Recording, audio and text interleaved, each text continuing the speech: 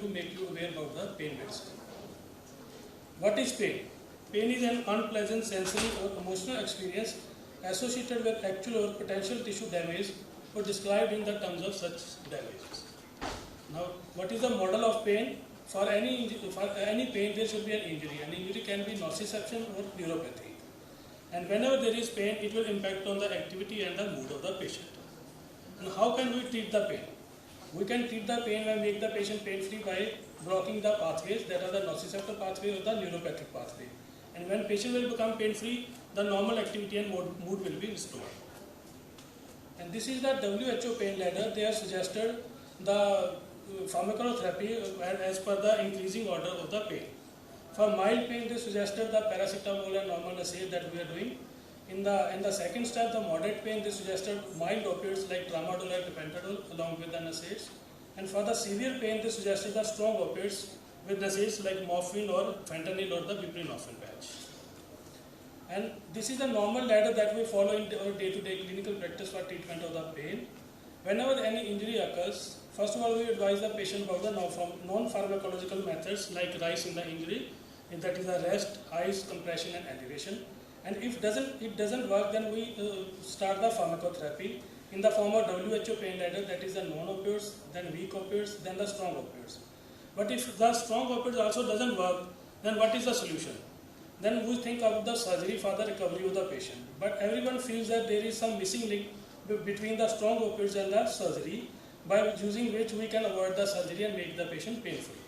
And that missing link is provided by the pain medicine in the form of interventional pain management. By using the services of this interventional pain management, we can avoid surgery in many of the patients, and the patient can directly jump to the recovery. What is the interventional pain management? It is a discipline of the medicine devoted to the diagnosis and treatment of pain and related disorders by the application of interventional techniques in managing subacute, chronic, persistent and intractable pain, independently or in conjunction with other treatment modalities. And what are the MIPCs? MIPCs are the minimal invasive pain and spine procedures that we apply in the interventional pain management for percutaneous procedure needle placement and placement of the targeted delivery of the drug.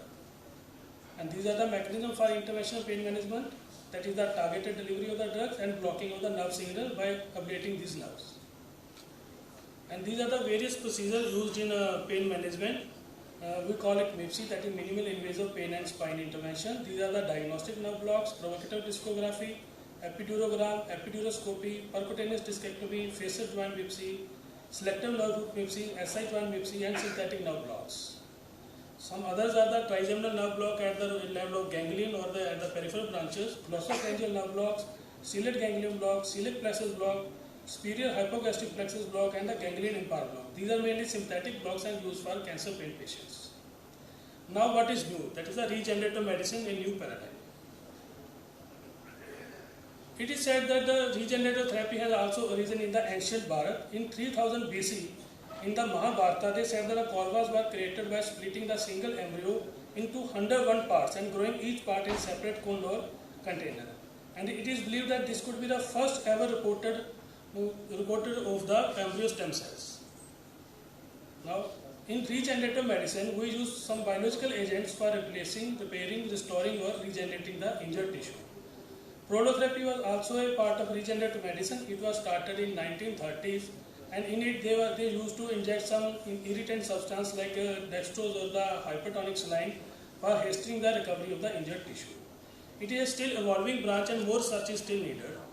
And till now, these are some biological agents that are used in interventional pain management and regenerative pain medicine. These are the platelet-rich plasma and platelet products, mesenchymal stem cells, and some commercial biological products are also available like exosomes. And how platelet-rich plasma is formed? By centrifugation of the whole blood to obtain the plasma rich in the platelets and growth factor. It is also called platelet-enriched plasma, platelet-rich concentrate or autologous platelet gel. And what are the types of PRP? That is the platelet-rich plasma. Pure PRP or leukocyte-poor PRP, leukocyte-rich PRP, pure platelet-rich fibrin, leukocyte-rich platelet-rich fibrin, and platelet-poor fractions. These platelets have contained some growth factors which act as a regenerative therapy, and they can be of certain stimulating and some are inhibitory. The growth factors that are stimulant are the PDGF, TGF, beta, beta 1, VEGF, EGF, insulin-like growth factor 1. And the inhibitory growth factors are the basal formative growth factor 2. And there are lack in the uniformity of the preparation in the PRP, so results vary from center to center. And in the growth factor, there is a subjective variation that depends on the quality of the platelets and the blood, depending on the individual and pharmacotherapy he is taking. These are the growth factor, PDGF, TGF, beta, IGF. These all have the anabolic effect, and these stimulate the cell differentiation and cell proliferation, and they stimulate the collagen synthesis and helps in the tissue repair. These are the stem cells. These are the adult stem cells, also called the medicinal stem cells or the mesenchymal stem cells. They inherently lack the major histocompatible class 2 surface protein, and that's why they are used in the regenerative therapies. They have the paracrine influence, and they can be of two types: fat cell line and the bone marrow line. Fat cell line have the adipogenic potential. They are that like the stromal vascular fraction. They are pro-angiogenic. Can be used in ischemic and vascular therapy, but their use is restricted by FDA. The bone marrow lines are mainly used in the pain therapy. They have the osteogenic potentials with 4 pathways. That is the osteogenesis, adipogenesis, chondrogenesis, fibrogenesis. They have equivalent progenitor potential like the fat cell lines, and they work by signaling through the chemomediators secreted by the stem cell itself. There is integration between the bone marrow and the cartilage through the end plate of the bone, and whenever any injury occurs to the cartilage, bone marrow is transported to the cartilage site or the injured site, and this with the stem cells, and they help in the tissue repair of the cartilage. These are also regulated by FDA but approved for the pain medicine therapies. Now the lateral epicondylitis, that is also called the tennis elbow. PRP has the best role in the lateral epicondylitis till now, and in the refractory and resistant cases of tennis elbow which are not responding to the conservative treatment, PRP can be helpful, and we have noticed that a good pain relief and functional improvement in the form of DASH score. Even long-term improvement more than 1 year have been noticed compared to the corticosteroid or autologous blood injection, and patients treated with the PRP have a lesser conversion rate to the surgery. And after doing the therapy, if we notice on the ultrasound, there is an improvement in the vascularity at the myotendinous junctions. And leukocyte-rich PRP have a clinical meaningful role in the lateral epicondylitis even at the end of, we have noticed at the end of 24 weeks, so we can say the results are sustainable. In the 2014 Cochrane review reported about the equivocal results, but the meta-analysis done in the 2016 with 10 RCTs favored the PRP therapy for the lateral epicondylitis. Stem cells can also be used for bone marrow stem cells can also be used for lateral epicondylitis in the resistant cases. And studies have noticed that there is a elevated rates of apoptosis and the autophagic cell death in the extensor carpi radialis brevis and longus muscle instead of the tendinitis. So stem cells can very much used in these cases to help the repairing of the dying cells. In the vitro studies done by Chen et al., they use the skin fibroblast for formation of the tenocytes to repair the epicondylitis, and reported the good improvement in the remodeling, collagen content and the tensile strength of the muscles. But there are concerns over the osteoblastic activity and the ectopic bone formation with these. In the pilot studies done by Cornell et al., they also used the skin fibroblast and some tendons for patellar tendons and formed the tenocytes for the repair of the epicondylitis muscle tendons. And they did the ultrasound and MRI at the periodic interval of 6 months and reported a good tendon size with a good fibrillary pattern and resolution of tear and neovascularization. And the results were they reported that in the quick DASH score and PRT score, that is the patient-related tennis elbow evaluation score, they were also reduced in these patients. Now the pain physician guideline issued some guidelines in 2019 for the use of PRP and the stem cells in the lumbar spine cases. They did meta-analysis by comparing some high-quality studies available for PRP and mesenchymal stem cells, and reported that in a lumbar disc they have the level 3 evidences, and for lumbar epidural injection and the facial joint injection and the SI joint injection they have the level 4 evidences for PRP and the stem cells. In case of osteoarthritis, they have also used the PRP and mesenchymal stem cell. In knee osteoarthritis, Chen et al. Did the meta-analysis by comparing the 14 RCTs with total number of 1,423 patients, and they compared the PRP with hyaluronic acid, steroids or other alternative medications, and reported a good significant improvement in WOMAC score at 3, 6 and 12 months also. They are effective in mild to moderate arthritis, we can say by grade 1 and grade 2. But Flerdo et al. Used the leukocyte-rich PRP compared to the hyaluronic acid and didn't notice any statistical differences in the both. Ribo et al. Did a meta-analysis comparing the leukocyte-poor PRP with the leukocyte-rich PRP, and they reported that leukocyte-poor PRP improves the WOMAC score, and the leukocyte-poor PRP is the preferred choice for early osteoarthritis changes. FDA sanctioned a double-blind study RCT by Smith et al. Suggested there is level 1 evidence for knee osteoarthritis, and it is also reducing the pain and functionality is also improved. In hip osteoarthritis, there are the limited studies available and all compare the PRP with the hyaluronic acid. All studies have noticed that there is initial advantage for the better pain reduction, but at the end of 12 months, the results are similar compared to the hyaluronic acids. Now the pulse for the osteoarthritis, it should be used for young and active patient, better for early arthritis, grade 1 and grade 2. Knees do better than the hips, and PRPs have a better clinical outcome compared to the hyaluronic acids in knee, but results are equivocal in the hips. And leukocyte poor PRP have the chondroprotective action and they improve the microenvironment of the joint.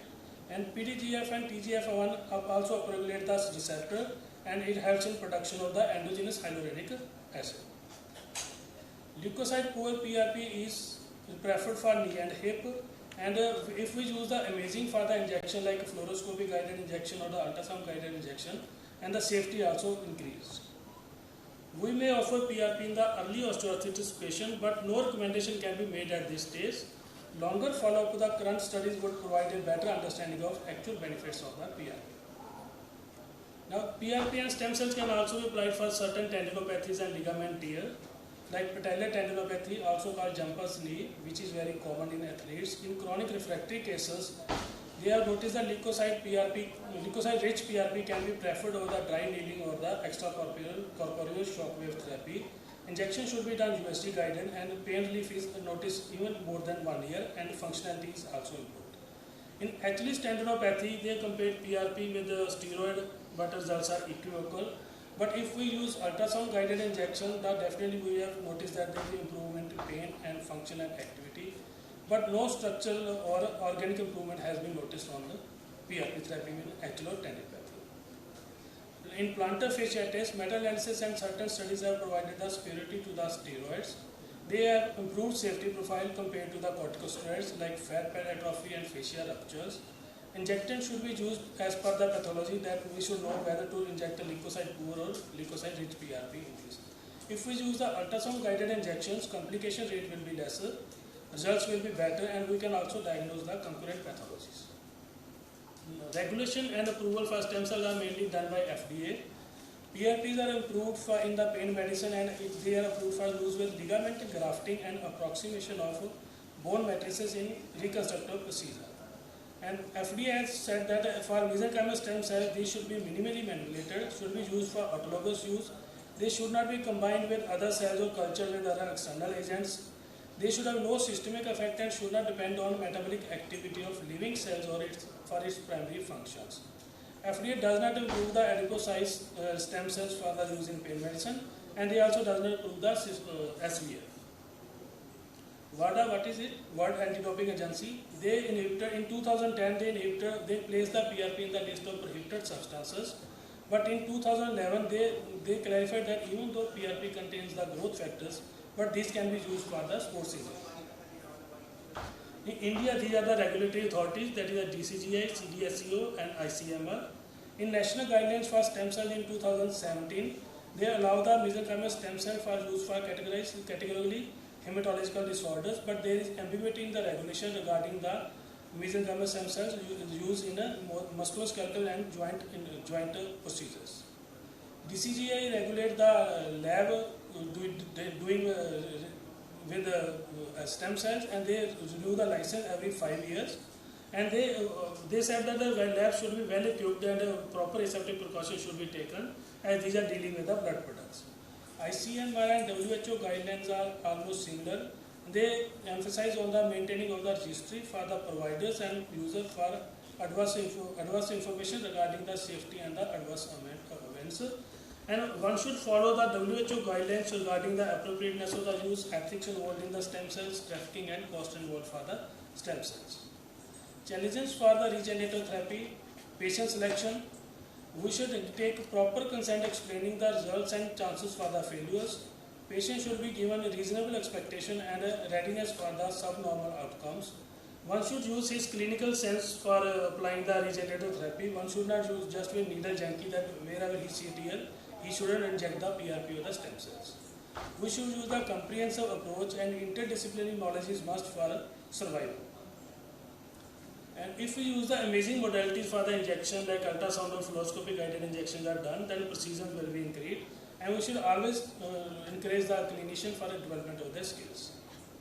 And selection of biological depend upon the pathology of the patient, and it is not like a one size does not fit all. And there should be uniformity in the preparation of the biologics. This is the main point where the results varies, because every center has their own preparation method. So quality of the PRP varies from center to center.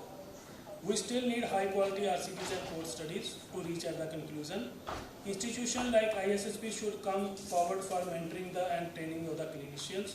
And regulation should be clear about use of blood and blood products. And cost is definitely a challenge till now, at least in the India. And what is the future of the regenerative therapy? It is very bright, and it is a preferred way of therapy, because it is a day care procedure. Downtime is very less. It is a non-surgical alternative. So we can say it is still cost effective compared to other surgical procedures. And in world regenerative medicine have a good market size. It was valued at 28 billion in the US dollar in the 2022 and is expected to grow by 197 billion by 2030. And as we all know, this is the era of a surgical strike where they use sniper rifle for the target killing.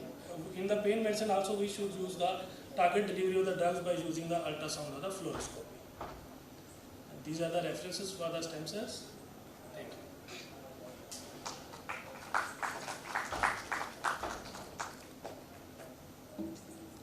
Any question? Thank you. Thank you, sir. For the next talk, I would like to have on stage Dr. Amit Gupta, Consultant Neurosurgeon at New Life Medicity, Bathinda, for his talk on the topic, Management of Spontaneous Intracerebral Hemorrhage.